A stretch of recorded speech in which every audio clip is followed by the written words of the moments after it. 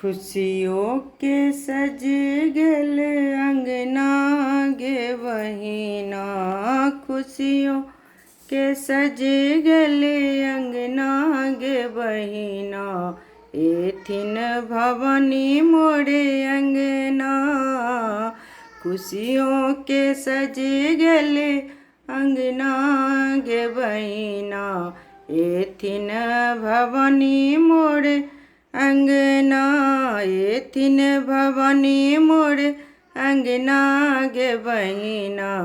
एथिन भवानी मोर अंगना, घर आंगन हम गोबर सा निपाएब, घर आंगन हम गोबर सा निपाएब। एथिन भवानी मोर अंगना गे बहिना। एथिन भवानी मोर अंगना, खुशियों के सज गल अंगना गे बहिना।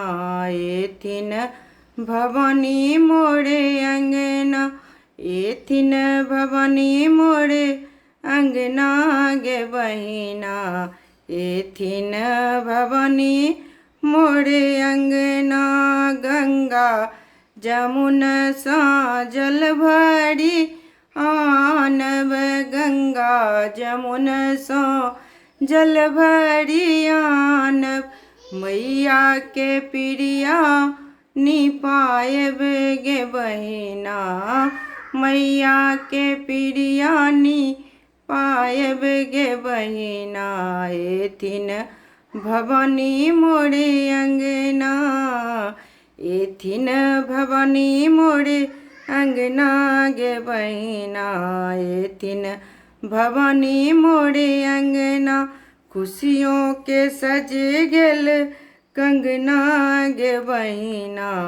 एथिन भवानी मोरे अंगना, अड़हुल फूल के माला बनाएब, अड़हुल फूल के माला बनाएब। मैया के माला सजाएब गे बहिना, मैया के माला सजाएब गे बहिना।